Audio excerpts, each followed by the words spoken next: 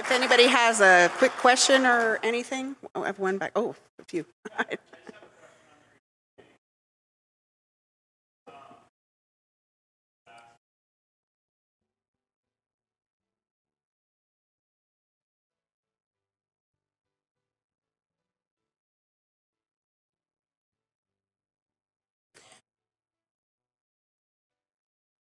So employee safety is of utmost concern to our agency. So we don't want to put anybody in harm's way. We cover this during their training when they're preparing to go out.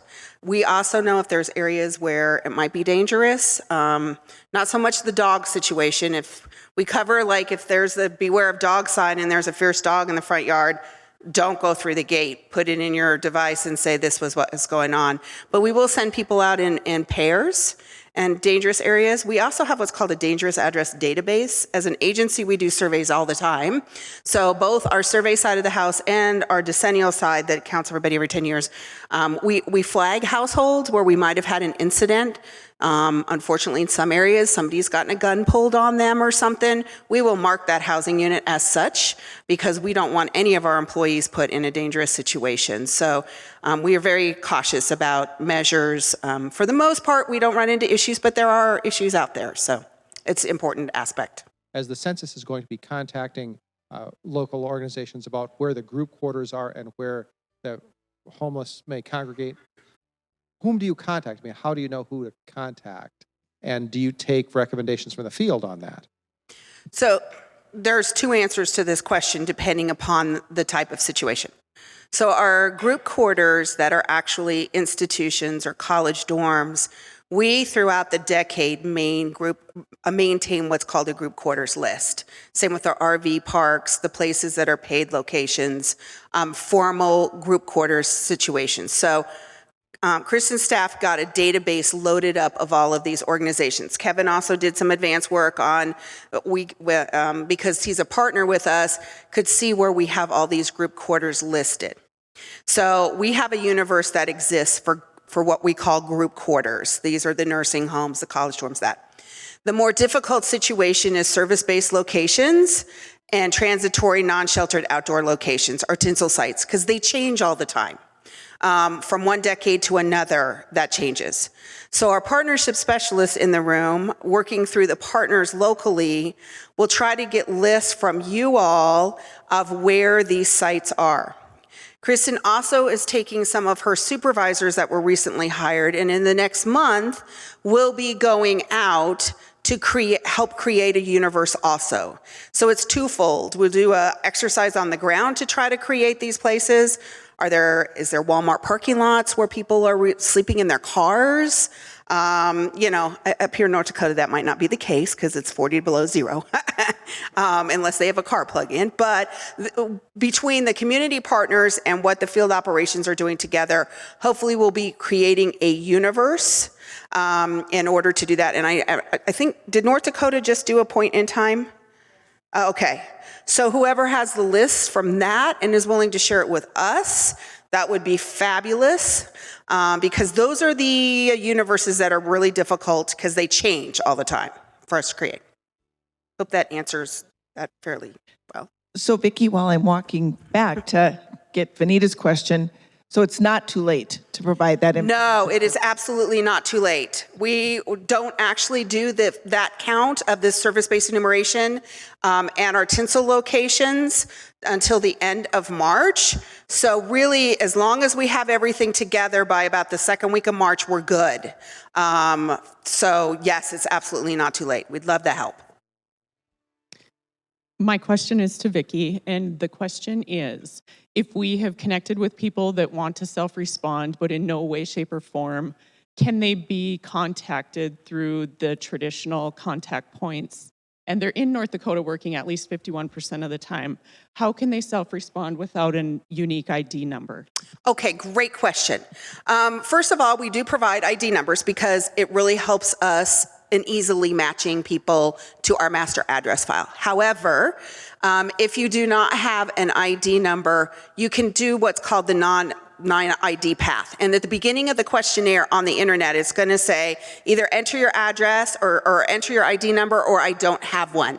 And if they go to a I don't have one, they're going to ask for a city-style address or an E911 address. And if you have that, great. But if you don't, it takes you down a different path.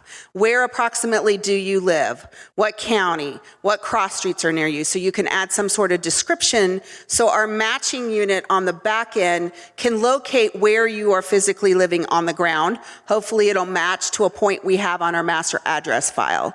If it doesn't and we can't determine that, we will actually send the information out to our enumerators during non-response follow-up. It's called what's called an address validation. And the enumerator on the ground will try to determine where this housing structure that came in from non-ID, does it exist on the ground? If it does, we add it to our map list and say, yeah, this person, there's a valid house here. They send in their questionnaire, take their data. If it doesn't exist, we can't find it anywhere, that data is likely to be thrown out because we couldn't validate that it existed on the ground, the housing structure.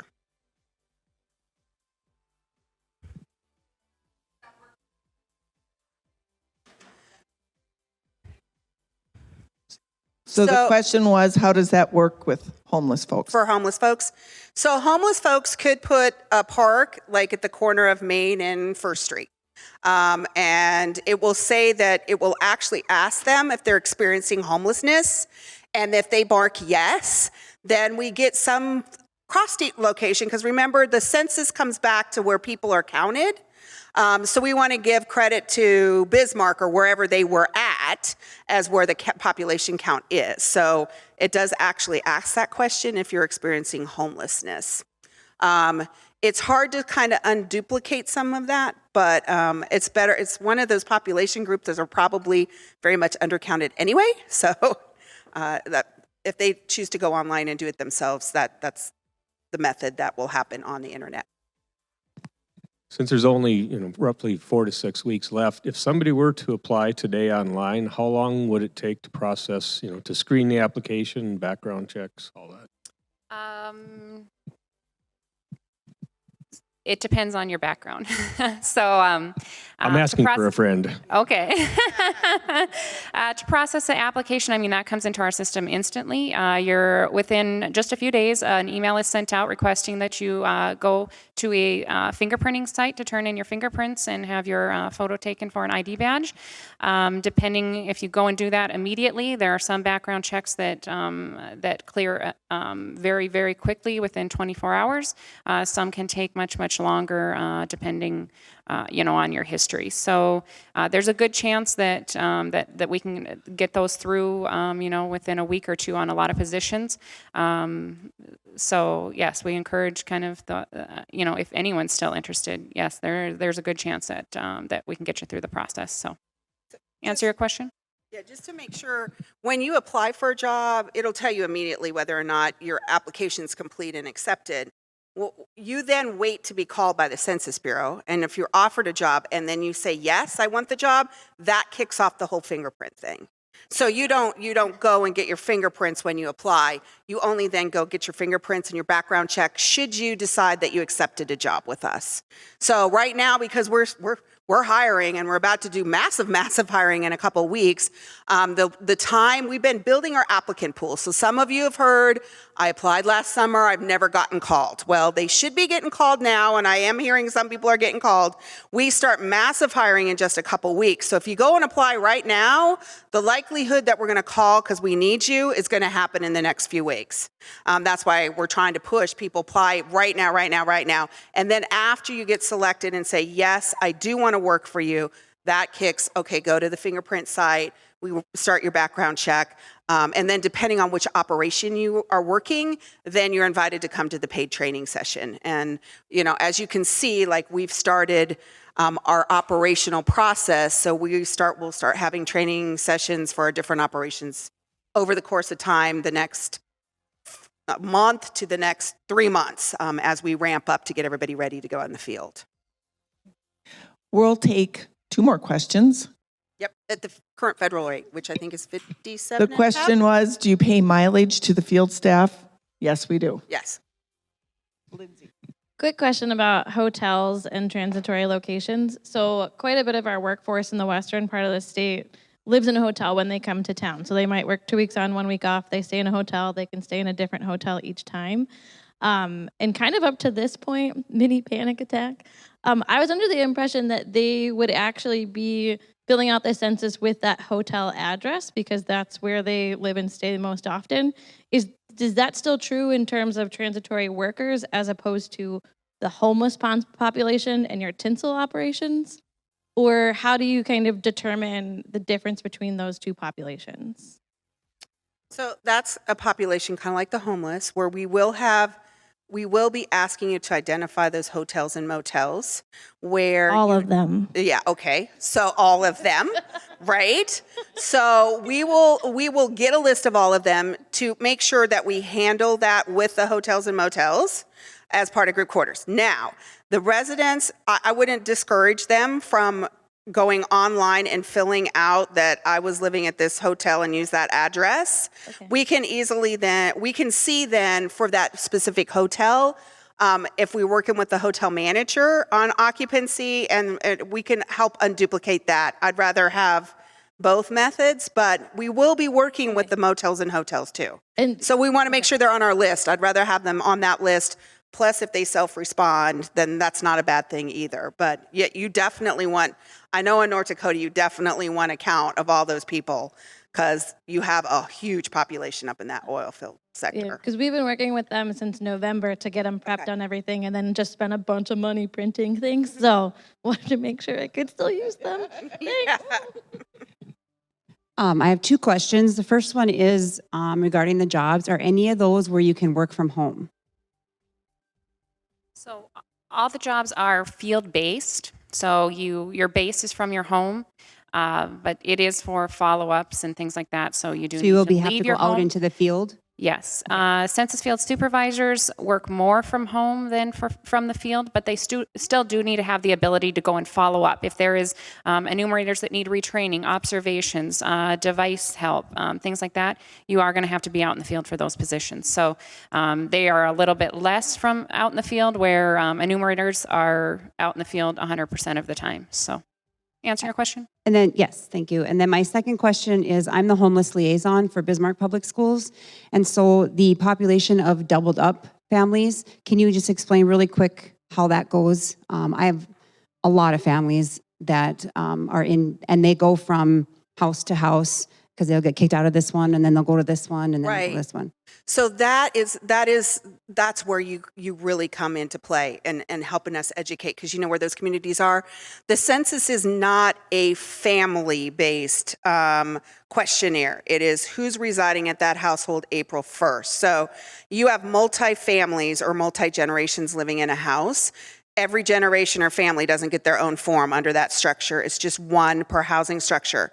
It's really important that if you have no other permanent resident and you're hopping from house to house because you don't have a permanent structure, wherever you are on April 1st, you need to be included on that person's form. So that's really a super educational thing that at the local level where you know those situations exist, that a flyer or education or something or a parent meeting is developed so that they understand you need to be included on that form. So when you say April 1st, if they would fill out online before that, but then that family leaves, is there a specific, do they put names on there specifically so then you can match it up? They do. Okay. They do. And the form does read who's living or staying here April 1st. And it still says okay. that if you fill it out on March 12th. And it still says it if you fill it out on July 15th. Everything's back to April 1st. It's designed to be a snapshot of our country as of April 1st on where everybody's at. One last question. So I do have a question. I'm with York, North Dakota, which of course we advocate on behalf of individuals with disabilities.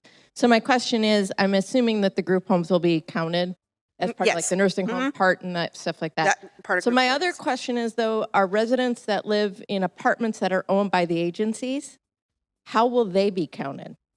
So if they're free to come and go as they want to, and it acts more like an apartment, Right. then they should do the traditional online. Wouldn't be considered part of the group quarters operation Okay. because they're not living under somebody's purview. Right. They're free to come and go, even though it's owned by an organization. Okay. So traditional. Okay, since you started the corny joke of the day, here's my corny joke to end my session, okay? So April 1st is April Fool's Day. Why is it April Fool's Day? Census Day is April 1st, which is also April Fool's Day. Why is it April Fool's Day? Because you're a fool not to answer the census.